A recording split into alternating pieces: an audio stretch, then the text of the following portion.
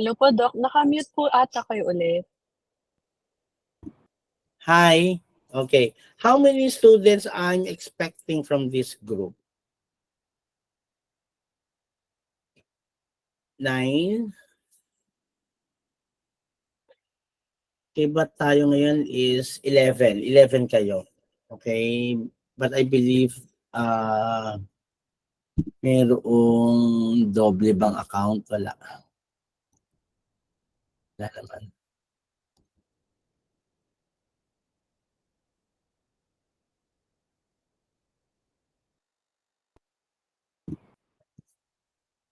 All right, now let us start with the discussion this evening. Okay, we will talk about with the organization and presentation of data. Okay, now how are we going? That is the most important in the presentation. That will be on the third steps in statistical investigation.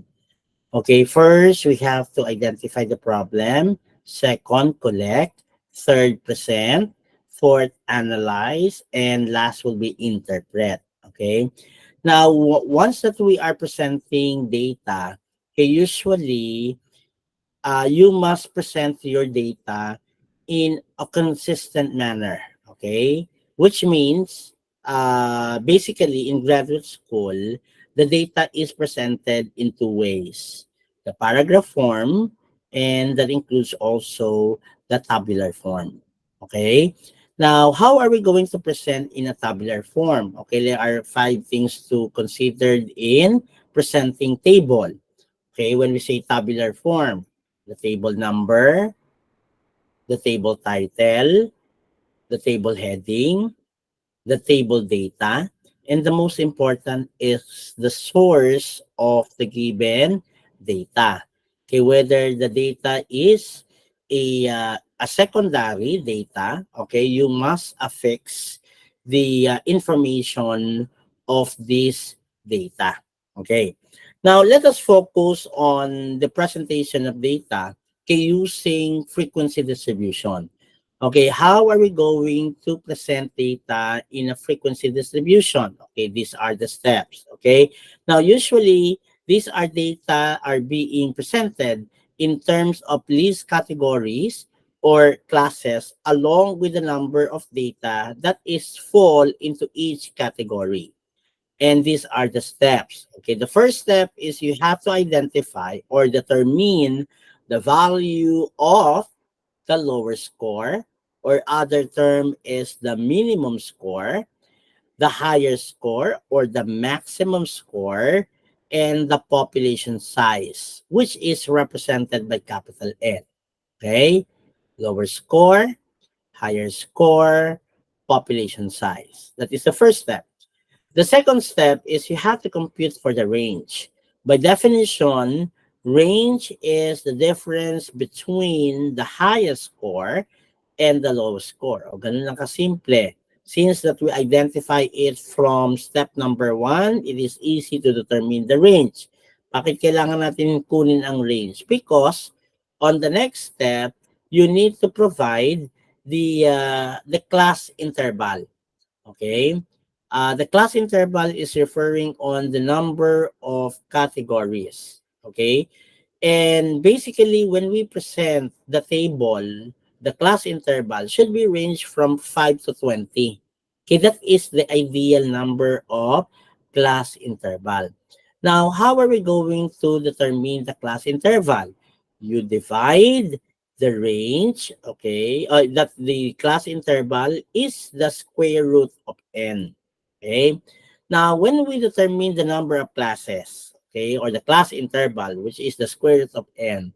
Now, if ever the value result to a non-integer, which means that is decimal, okay, anong gagawin natin? We are going to round up to the next higher whole number.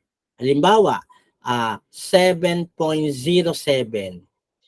Okay, dahil siya ay non-integer, dahil siya ay decimal, ang gagawin natin, the 7 should be to the next higher whole number. What is the next after 7? That will be 8. Can you follow? Hi. Yes Ayan. po, Doc. Yes Okay. po. O, tatandaan natin na next higher digit. Okay. Now, step number 4. Okay, you must determine the class size or sometimes tinatawag natin tong class width. Okay, now tatandaan natin, the class width should be equal by each category.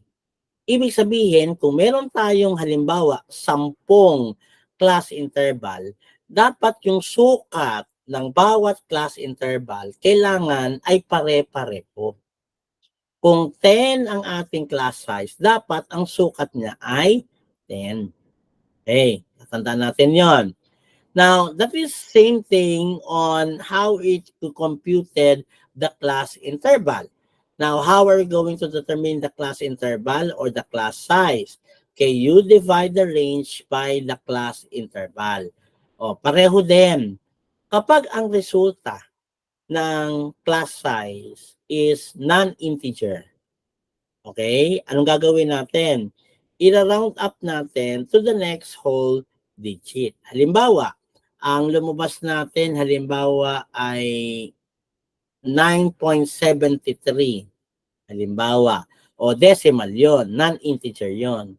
Anong gagawin natin? The 9 should be to the next whole number and that will be 10. At sisiguraduhin natin kung meron tayong halimbawang 7 class interval, sisiguraduhin lang natin ang class size ng bawat interval ay 10. Okay, malinaw po ba yon? Pwede po tayong mag-react. Pwede tayong mag-react. Okay. Now, step number 5, okay, ang gagawin naman natin ngayon, let us set up the class interval using the lowest score as the starting point as the lower limit of the lowest class interval. Now, ulitin natin.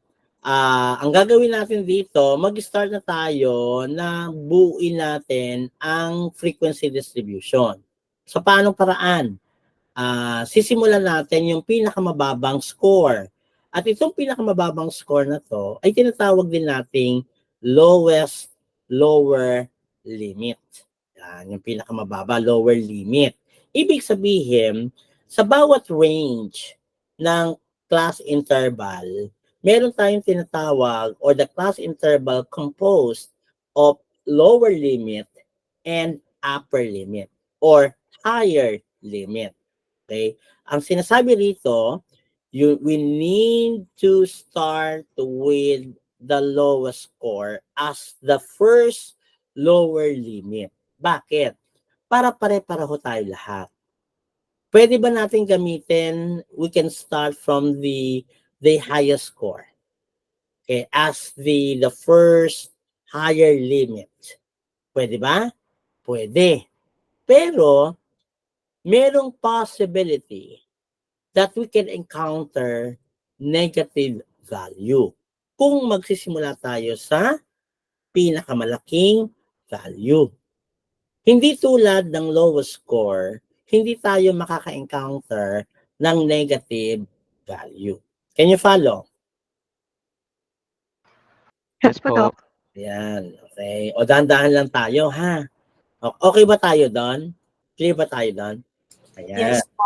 Okay, now the next will be, okay, let us determine the class frequency for each class interval by referring with the tally column. Magtatali tayo. At mamaya ipapakita natin yan, yung madaling paraan para tayo magtatali. Step number 7, let us compute for the class midpoint or the class mark. Minsan, tinatawag natin itong siyempre, pag sinabi nating class midpoint or class mark, ito yung nasa gitna. Okay? Paano natin kukumputin ang class midpoint or the class mark? Okay? What are we going to do? You are going to add the sum of the lower limit and the upper limit and divide it by 2. Ganun lang gagawin natin yan, ha? Sabi nga, to obtain this point, you add the lower limit and the upper limit from this class interval, and then the sum of this would be divided it by 2. Can you follow? Ayan. Yes po. Yes. Sino yung nagtatanong? Meron ba magtatanong? Wala. Okay, clear tayo doon. Okay, clear. Okay, now you add the lower limit and the upper limit, and the sum of this will be divided by 2. Okay, now step number 8. Okay, compute for the class boundary. Sometimes, tinatawag natin itong true limits or true boundary. Ayan. Ngayon, dalawang kondisyon ang tatandaan natin para malaman natin ang class boundary because it depends on the given. Okay? Now, kapag hinanap natin ang class boundary, kapag whole number, kasi dalawa yung posible na pwede nating ma-encounter. Whole number and decimal. Okay, naiintindihan ba? Hi. Yes po. Okay. Now, kapag whole number ang given natin, okay, what are we going to do? Sabi rito, these are known as the exact limits or true limits. Sabi nga natin dyan. And how are we going to determine the lower class boundary? Paano? By subtracting the lower limit by 0.5. Okay, ibig sabihin, yung lower limit, babawasan mo ng 0.5. Now, if we want to look on the upper class boundary, okay, the upper limit or the higher limit will be adding 0.5. Nagkakaintindihan ba tayo doon? Mag-a-add at magsusubtract sa lower limit at upper limit respectively by 0.5. Hi. Hello po. Yan. O wala pa tayong example ha. Dinidiscuss lang natin ano yung mga parts na ito. Okay? Now, syempre, hindi lang naman whole number ang ma-encounter ninyo. It is possibility that we can encounter decimal, lalo-lalo na in the field of science, di ba? When we collect data. And usually, we can encounter decimal. Now, in case kapag decimal naman, ang na-encounter natin, okay, what are we going to do? Okay?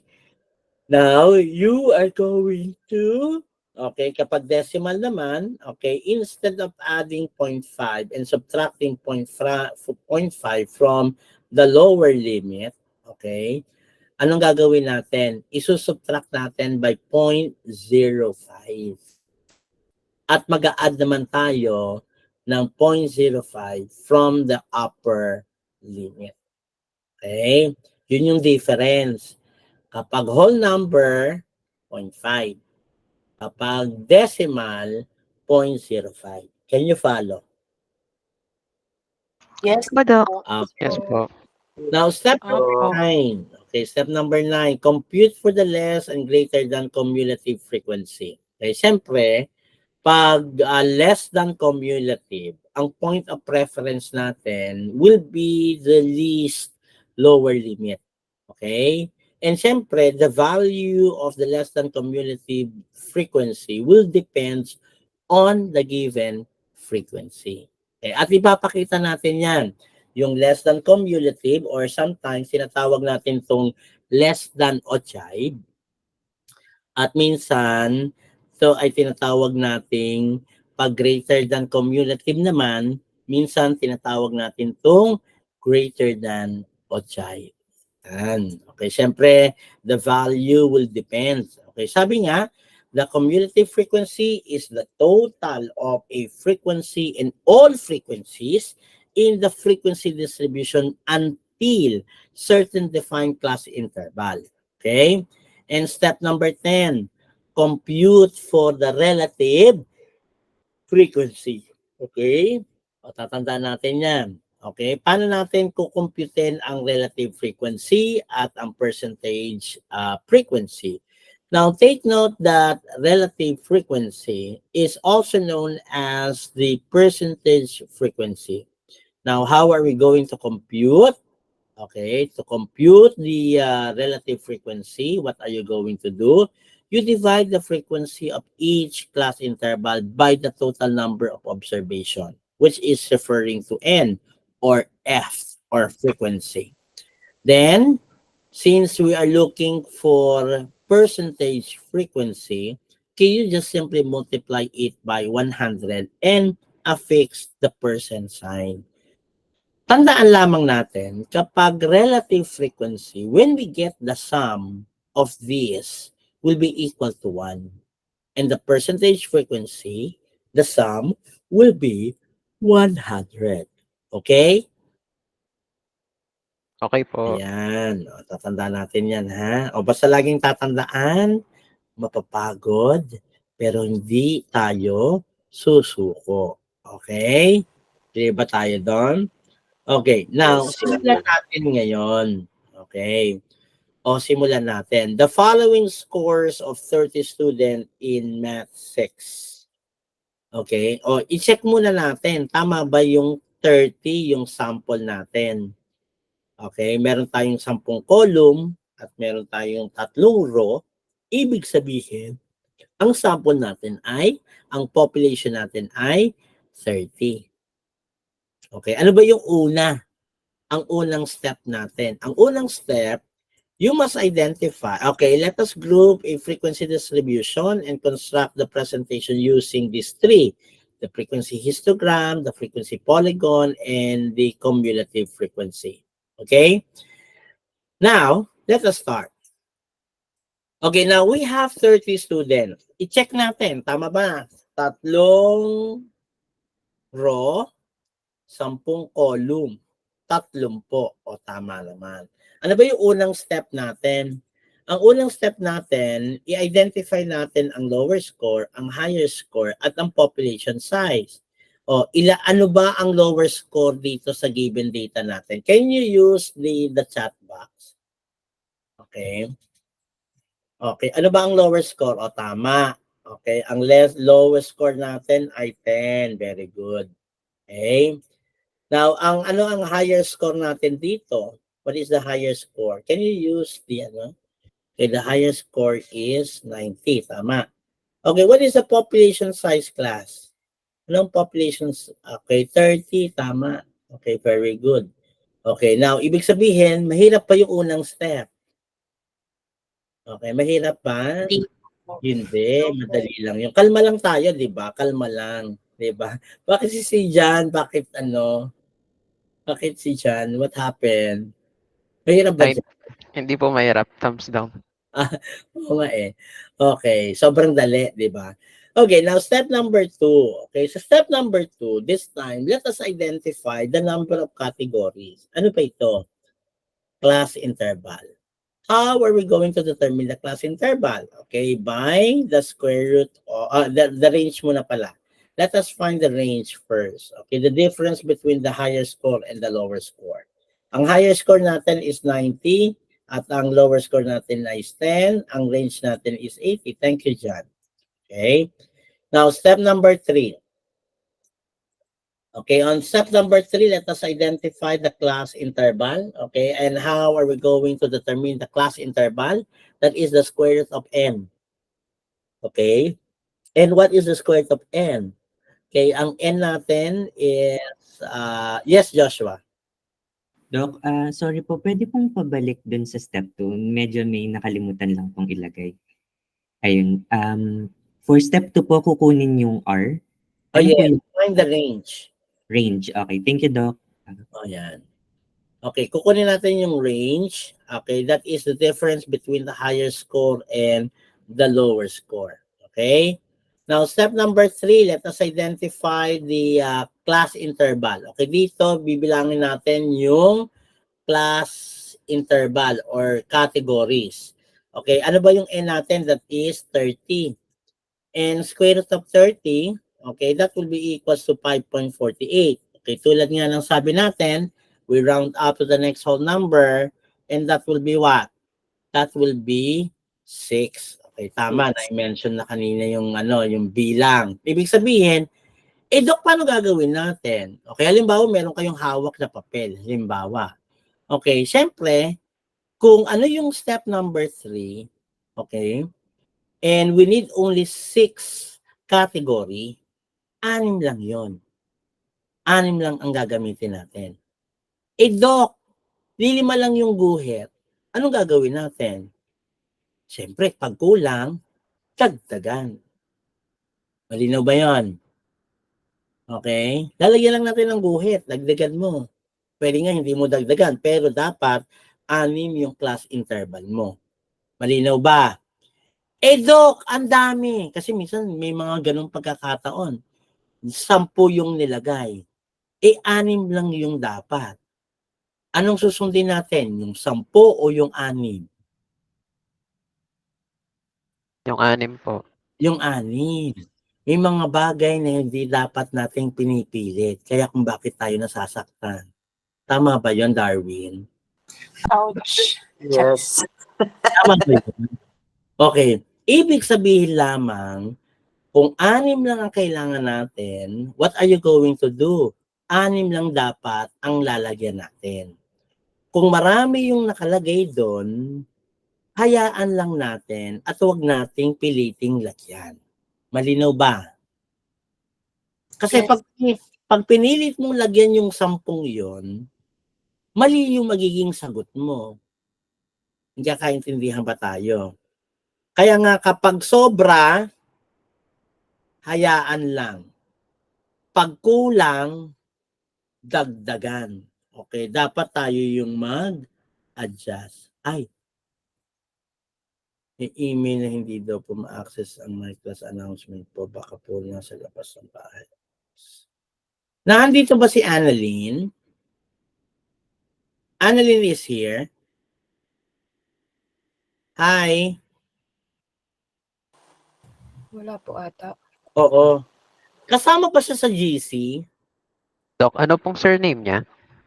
De La Cruz yata to. Ay, Navarro. Ay, si ano pala to? Si Dean. Opo. Teka lang. Mention ko lang, Hasan.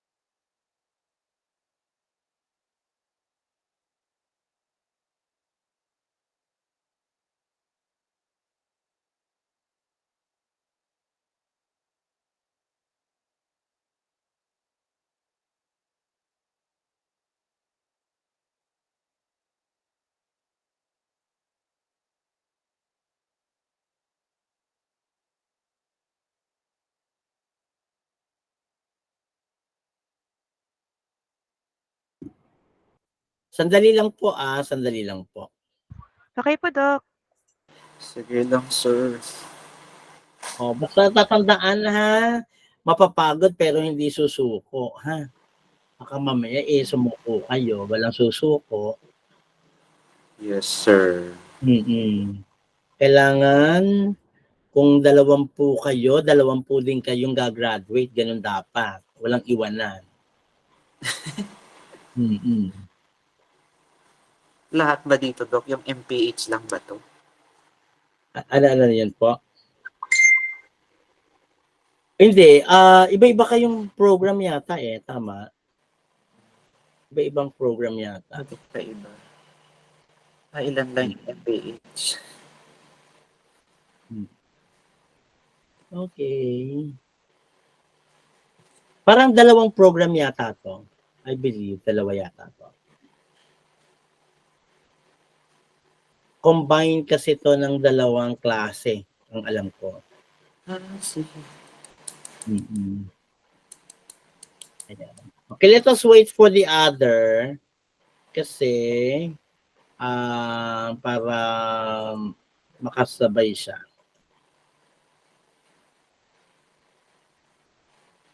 Okay, tingnan lang natin yung bagong dating.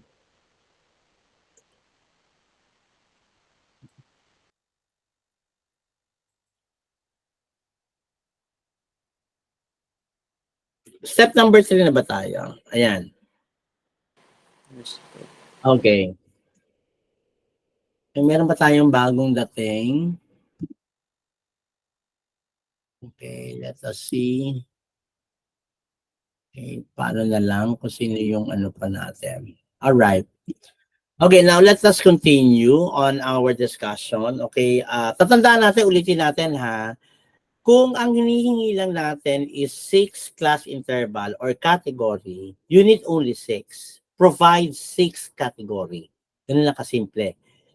Kung maraming inilagay na category doon, hindi natin i-fill in yung lahat na yon.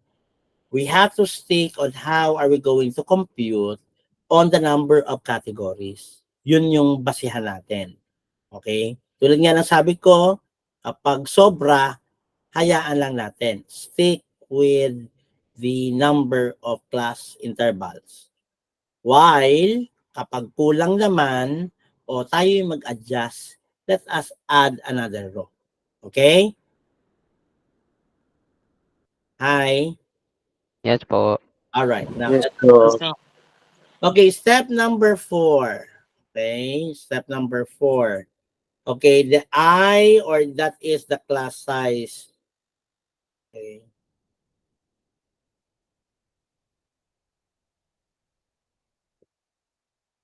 Okay, the I will be range divided by class interval. Okay?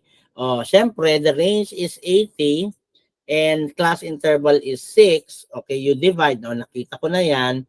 That will be 14. O, tama. Round up tayo to the next whole number. Okay? Now, ibig sabihin, yung bawat class interval, yung 6 na yon, dapat ang range niya ay dapat ay 14. Ha? Tandaan natin yan. Now, sabi nga natin, okay, you need 6 columns, okay? Ano ba yung 6 columns na to? Ay, 6, ano na to? Ito lang. There are 6 class intervals. O, tandaan natin yan ha. Ilan? 6. Yun yung na-compute natin. Kapag kulang, magdagdag. Kapag sobra, hayaan. Ha? Okay, now, the first thing to do is, sabi nga, to start with the frequency distribution, okay, let us start with the lowest score. What is the lowest score? The lowest score is 10. Tama. And 10 will serve as the lower limit. The first lower limit. Ibig sabihin, sa bawat class interval, meron tayong lower limit and higher limit or upper limit. Okay? Meron tayong 6 na lower limit, 6 na upper limit. Okay? Pero, para mas madali nating matugunan ang paggawa natin ng frequency distribution, let us consider always the class size. Ano ba ang class size natin? That is 14. Para mas madali natin makumpleto, unahin muna natin ang lower limit. Okay? Ano ba yung unang lower limit? 10. Ang ikalawa will be added by 14. And that will be 24. 24 plus 14 is 38. 38 plus 14 is 52. 52 plus 14 is 66. 66 plus 14 is 80. Nakukuha ba? Lahat yan puro lower limit. Pero tandaan natin, ang class size dapat ay 14. Okay? What are you going to do? Okay? Subtract natin ng 1. Or, let us add 80 by 14. Ilan? 94. Bawasan mo ng isa. 93. Kaya kapag binilang natin ang 80 to 93, that is 14. 80, 81, 82, 83, 84, 85, 86, 87, 88, 89, 90, 91, 92, 93, 14 yun. Dapat, mula sa unang class interval hanggang uli, dapat 14. Kaya bawasan mo yung 80 ng isa, 79.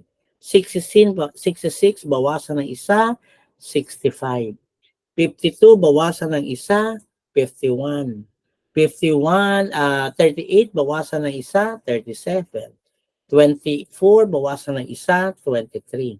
Ibig sabihin, yung 23, 37, 51, 65, 79, and 93, lahat yan, ang tawag natin dyan, upper limit or higher limit. Kasi ang composition ng isang class interval ay lower limit at upper limit, 10 to 23. Pag binilang mo yon, that will be 14. Can you follow? Yes po, Doc. Okay. Nagkakaintindihan ba tayo? Clear ba tayo doon? Okay. Yes po. Anong tawag natin sa 10? Aside from lower 4, Lower limit. lower limit. Yung 23, Higher. Upper limit. upper Higher. limit or higher limit. Ilang lower limit meron tayo sa example na ito? 6. 6. Okay. Ano-ano yung mga lower limit na ito?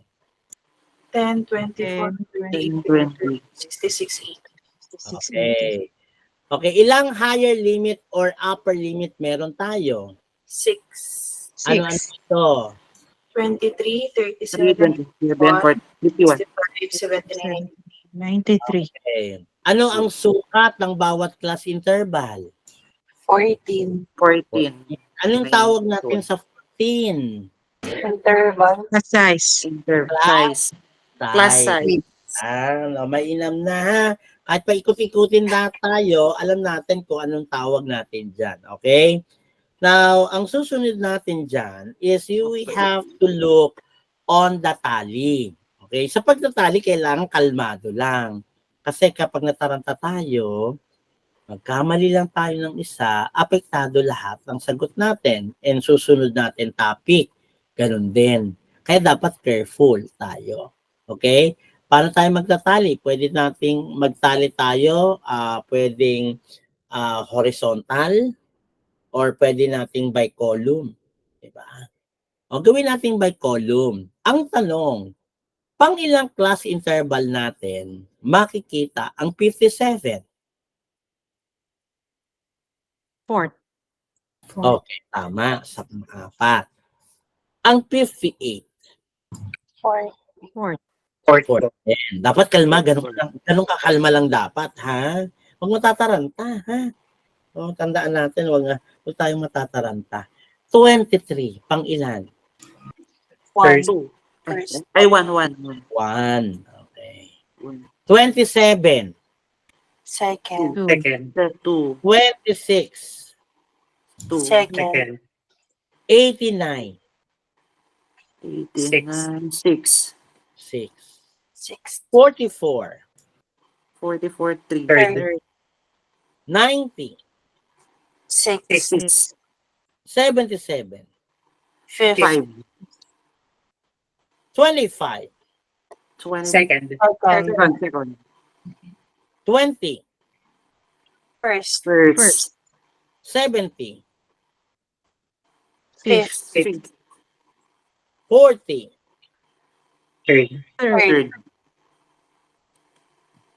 55, Fourth. 61, Fourth. 19, First. 19. 44, Third. 25, Second. 88, Six. 55, Fourth. 17, First. Dalawang 78. Plus Eight. 7. Dalawang 70. Dalawang 78. 75. Diba? Okay. Yeah. Okay. 68. Fifth. Fifth. 32. Kalma lang dapat, ha? Second. 90. Sixth. Ay, six. 6 lang. Nalito na. Nalito. Alala ko 90. Alala ko 90. 44. Third. Third. 28. Second. Second. 10. First. First. 32. Second. Second. Ayan. O, natapos na tayo. Ha? O, bawal magkamali. Okay? Pag nagkamali, may sumpa. Okay? O, tandaan yan, ha? Alright. Okay, now, syempre, ayan, natatawa kayo, ha? Okay, now, let us continue the frequency. Okay, bilangin natin ilan ang na-observe natin sa unang class interval. Ilan? 5. 5. Five. Five. 7. 7. 7. Pangatlo.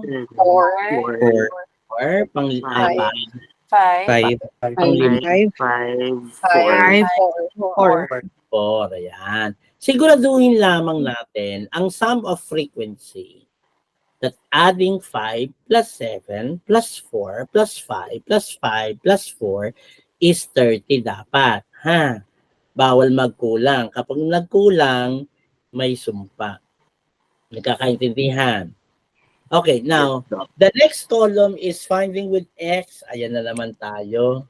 Okay, wala tayong pwedeng gawin kundi harapin si x. Sino si x? Okay, that is the class mark or the class midpoint. Paano natin kukunin ang class mark and class midpoint? Okay, you add the lower limit and the upper limit of this class interval, and the sum of these will be divided by 2. Okay, meaning adding 10 and 23 is 33 divided by 2, that is 16.5. Nakukuha ba? Okay? O tandaan lang natin, ito lang ang ating dapat tatandaan. Kapag ang class size natin ay even number, kapag even number ang ating class size, you will be expected that the class midpoint or the class mark is decimal. Can you follow? Yes po, Doc. Okay. Pero kapag ang ano natin, ang ating class size ay odd number, the class midpoint should be whole number. Kailan nagiging whole number? Kapag odd number. Odd number. Mark. Okay. Ay, yung class size natin, ha? Okay, ang ating class midpoint ay nagiging whole number kapag ang class size ay odd number. Okay? Hindi pwedeng combination to ng whole number at decimal. Kapag ganun ang nangyari, may sumpa. Okay? Halina ba tayo doon? Hi. Yes po. Hello, Doc. Yes, Okay. sir. Okay, now, para mas madali nating magawa ito, huwag na tayo mag-add at mag-divide by 2. Paano gagawin? Let us consider the class size. Anong class size natin?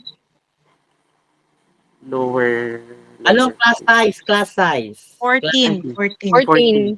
14. Okay. 14. Wow, Yung 14. 16.5 by 14. 30.5 po. 30.5. Diba?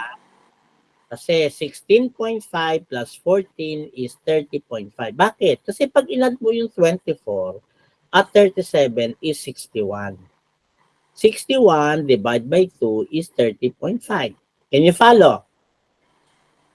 O, ganun na lang gagawin natin, ha?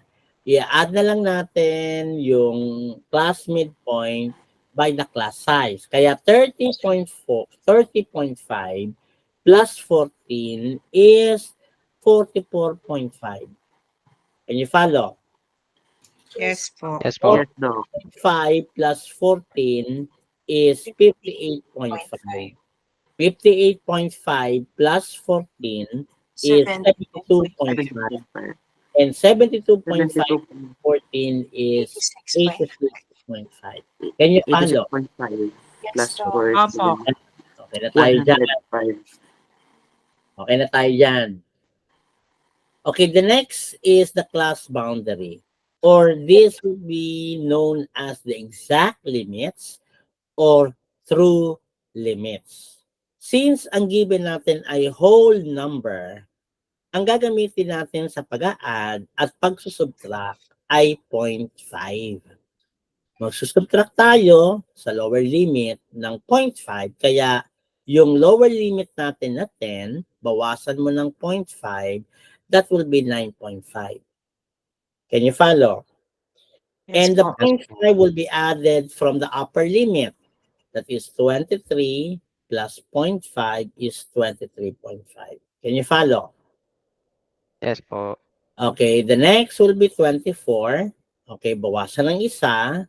That is, ng 0.5, that is 23.5. 37 plus 0.5 is 37.5. Okay, we will do the same process. 38 minus 0.5 is 37.5. And 51 plus 0.5 is 51.5. What did you notice from the first three class interval? Looking for the class boundary. Anong napansin natin? Yung lower limit po dun sa first, yung higher limit po dun sa first, yun po yung mag-serve as lower limit dun sa second. Okay. O, ulitin natin ha. Yung 9.5, ang tawag na natin dito, hindi na lower limits. It should be the lower class boundary. Okay, yung 23.5 naman will be the upper Lower. boundary or higher class Lower. boundary. Okay, intindihan ba yung difference ng dalawa? From the class interval, tawag natin doon, lower limit and upper limit. Kapag nasa class boundary na siya, hindi na siya lower limit and upper limit. Ito na ay tinatawag nating lower class boundary and upper class boundary. Okay? Now, tama yung observation. Yung una na upper class boundary, yun naman ang kanyang lower class boundary on the next class interval. Kaya nga, tinatawag natin itong exact limits or true limits. And that will be referring on the true boundary between the two class intervals. Nagkakaintindihan ba tayo? Yes po. Pareho dapat, ha? Pareho. Okay? Kaya yung susunod natin will be 51.5 to 65.5, 65.5 to 79.5, and 79.5 to 93.5. Okay, o, tapos na tayo sa class boundary.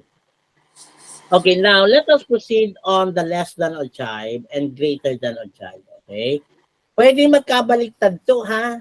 Pwedeng mauna yung greater than or pwede namang ang susunod ay less than. Okay, sa pagkakataong ito, ang inuna natin na column ay less than CF. Okay. Now, paano ba natin kino-compute ang less than CF? Or the less than commutative frequency or the less than or jibe? Okay, let us focus, since less than, it should be focused on the least lower limit. What is the least lower limit? What is the least lower limit, class? That is? 10? 10. Ano ang frequency niya? 5. 5. Okay, can you follow? Yes. Ano yung unang frequency? Ano yung ulit yung unang frequency? 5. 5 po. Ah, 5 and 7 po. 7. Kaya when we accumulate the frequency from the first and second, adding 5 and 7 is 12. 12. 12. Talo. O, yung pangatlo, paano natin kukunin? 5 plus 7 plus 4 is 16. Okay? O, para hindi tayo mahirapan, add na lang natin yung 16 by 5. That is 21. 21 plus 5. 26. 26 plus 4. 30. O, bawal kulang, bawal Sakto. sobra. Dahil kapag kulang o sobra, anong tawag natin doon? May sumpa. Okay? Nagkakaintindihan. Okay. May sumpa ha. Tandaan natin yan. Okay? Magkakamali tayo. Malulungkot tayo kapag hindi naging tama yung ano natin. Yan. Okay? Clear ba tayo? Okay. Now, let us continue. The greater than CF. Siyempre, pag greater than, saan tayo magsisimula? Upper limit. Sa 23. limit. Ano yung pinakamataas na upper limit? 93. 93. 93. Anong frequency niya? 4. 4. 4. Simula tayo sa ibaba. Paakyat naman ang gagawin natin. Can you follow? Yes, sir. Okay. 4 plus 5. 9. 9. Plus 5. 14. 14 plus 4. 18. 18. 15 plus 7. 25. 20. 5 plus 5. 30. Okay. Tandaan lang ha, baka tama rin tayo. Baka mamaya, ang gagawin nyo, babaliktarin nyo lang yung value ng less than doon sa greater than. Kapag ganun ang ginawa nyo, may sumpa. Mali yun, ha? Okay? Paano paano tayo nag-fill in sa the greater than CF or the greater than ogive? You focus on the highest among the upper limit. Okay? The frequency is 4. Okay, kaya magsimula tayo sa baba, pataas. Can you follow? Hi! Hello po. Yes, Ayan. Okay, now RF is referring on the relative frequency. Ayan. Pag sinabi natin relative frequency, the value should be equal to 1. Take note for that. Okay? Nahandito na si Pulmano. Dok, ako po yun. Doc Pulmano, ikaw ba? Ayun, Doc. Andiyan ka na Opo. ba? Ayan, Ako hello po, Doc. Dok. Ayun, okay. Actually, nag-message si Doc. Barbera po kasi ako, kaya lang dito sa lumalabas Pulmano. Oo nga eh. Pero, Barbera po yung... but wala namang problema. Because i-message niya yung name mo, wala ka raw. Hindi mo daw nare-receive, tama ba? Hindi po yung kanina po nag-message ako kanina before ng class po, di ba? Yung link. Oo. Baka po hindi pa nila ako na-include dun sa list nila. Yung hindi po sa inyo, baka sa admissions mismo po. Okay. Pero okay na kasi meron na no? Okay. Alright, ayan. Yes, Doc. Kasi nag-worry lang ako, meron daw kasing isang estudyanteng naliligaw. Bakit daw hindi nakakasama? Okay, but anyway, yun yung message ni Doc Annalyn. Okay? Alright. Okay, thank you, Doc Mavic. Okay, now let us continue. RF, the value should be equals to 1. Anong value ng RF or relative frequency? 1. 1. Ang value ng PF will be 100%. 100. Okay, now para ma-compute natin ang RF, you just simply divide the frequency. Ano yung frequency ng unang class interval? 5 po. 5. 5. 5. Okay, you divide it by the total frequency. And ano ba yung total frequency? 30. 30. 30. Divided by 30 is? 5. Okay, let us use 2 for 30. Okay. Round off by 4 decimal places. Okay. Bakit? Bakit decimal? Para makuha natin yung value na 1, ma-achieve natin yung value na 1 at value na 100. Naintindihan ba tayo doon? Yes po. Ayan. Okay. Nagkakaintindihan ba tayo doon? Yes po.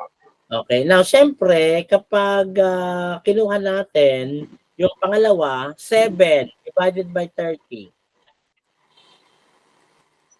0.23. 0.223. Okay, 0.2333. Okay, can you follow? Okay, Yes syempre, po. pag Yes, kinuha po. natin yung PF, mag-move lang tayo ng 2 decimal places to the right. Kaya kung 0.1667, pag kinuha natin ang PF niyan, will be moving 2 decimal places. Kaya magiging 16.67 and affix the percent sign. Mm, Can you follow? yes, Doc. Hindi na natin kailangan Yes, po. pang i-multiply by 100. O, wag na. Move lang tayo ng 2 decimal places. Okay, to the right. Okay, kaya itong 0.2333 magiging 23.33%. 33%. Okay? Nakukuha ba? Okay. Yes po. Yes, po, anong frequency natin? 4 divided by 30 po. 4 divided What by is 0.133. 133. Okay. 0.1333. 0.133. Kaya kapag ni-round off natin yan, ay kapag kinuha natin yung PF niyan, that will be 13.33. okay, that will be 13.33%. Can you follow? Yes, Doc. Yes po. Okay. All right. Now, the next one is 5. O, copyhin lang natin yung 5 din at saka yung 4. Ayan, kapag in-add natin yung 16.67, 23.33, 13.33, 16.67, 16.67, and 13.33, the sum is equals to 100. Dapat 100, ha? Huwag ipilit yung 99.98%, ha? Okay. Okay, naintindihan ba? Ha? Okay ba tayo doon? Yes po. Okay. Yes, Inhale, exhale. Yan. Okay. Okay na tayo doon. Kaya na. Yes po. Ayan. Okay. Now, sa frequency distribution yan, ha?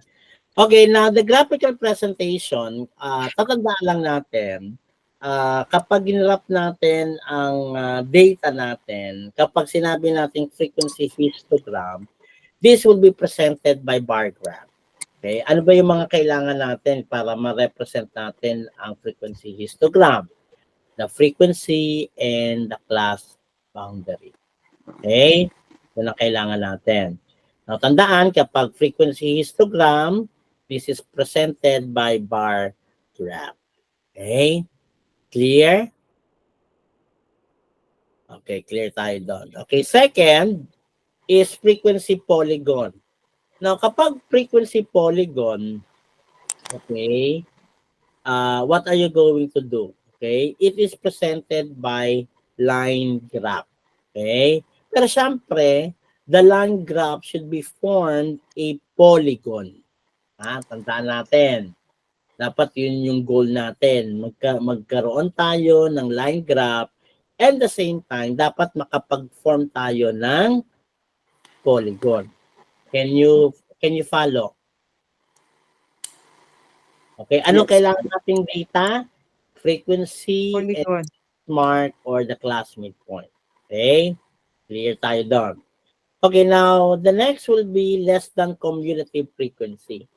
Now, kapag less than cumulative frequency, okay, syempre, ang focus natin, this will be presented by line graph. Okay? Hindi nakakonect doon sa ibaba yun. Okay? Purely line graph. Okay? And usually, kapag less than cumulative and you started from the lowest score, that is diagonally upward. Ganun yung itsura niya. Dapat. Okay? Anong kailangan natin dito? The cumulative frequency and the class boundary. Okay? Dapat yung pinakahuling class boundary will be aligned to the number of population, which is equal to 30. Can you follow?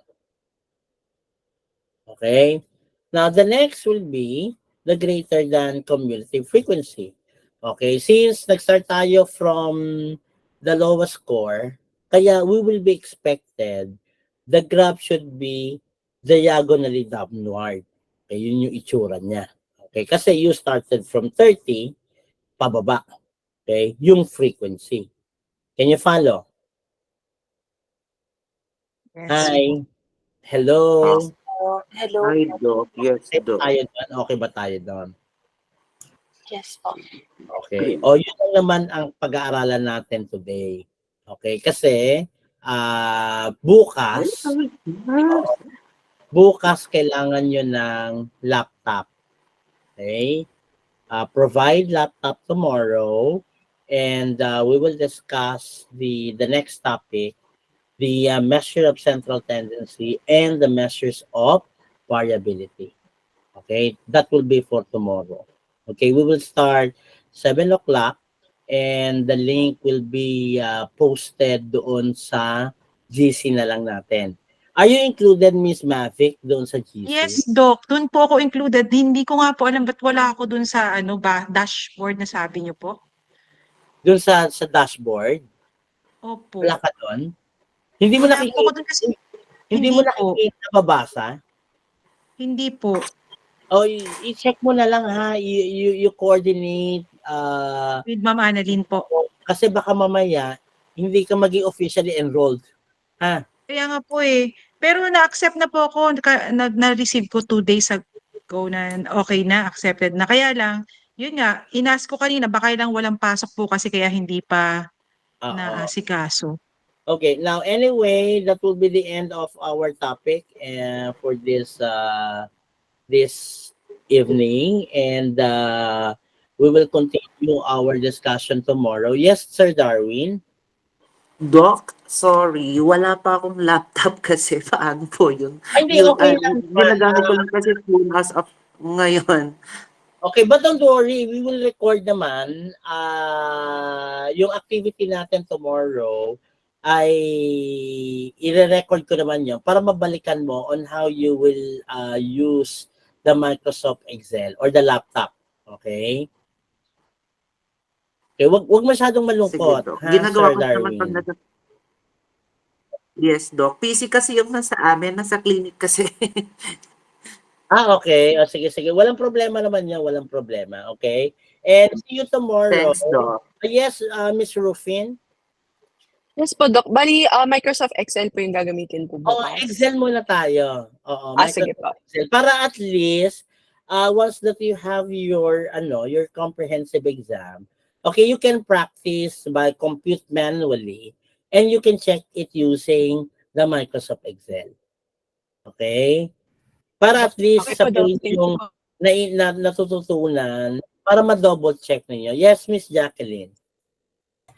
Doc, question lang. Kasi expired na yung Excel ko. Pwede ba siya sa Google Sheets? Baka mahirapan ka sa Google Sheets. Sige po. O baka mahirapan. Pero siguro mag-download ka muna for the meantime. Baka naman. Try Okay natin. po. Oo. Okay, Doc. Thank you Try po. natin, ha? Okay. Okay. Do you have any questions? Yes. Doc, paano po pag wala akong alam sa mga Excel? Wag kang mamroblema, Doc Mavic. I'm here to help you. Okay? All of Thank you you. No, kailangan let us embrace. Wag tayong matakot. Otherwise, we will not be happy. Okay? Okay ba tayo doon? Okay, Yes, Doc. Doc. Thank Ako you din naman, po. madam. Hindi ako Kung marunong laging mag-Excel. tatanungin nyo, hindi ko naman kayo pe-pressurein, but always remember, I'm here to help you. And of course, syempre, there will be a learning. Ha? Okay? Thank you Yes, and Doc. God bless. See you Thank you tomorrow at po. 7 o'clock. Bye. Bye po. Thank you, Doc. Thank you. Bye. Thank you po, Bye, Doc. Doc. Bye Good po. night, everyone. Thank you po. Thank you po. Bye. Bye-bye po, Doc. Thank you, Darwin. Welcome, Doc. Thank you, Joshua. Thank you, Mavic. Bye. Bye po.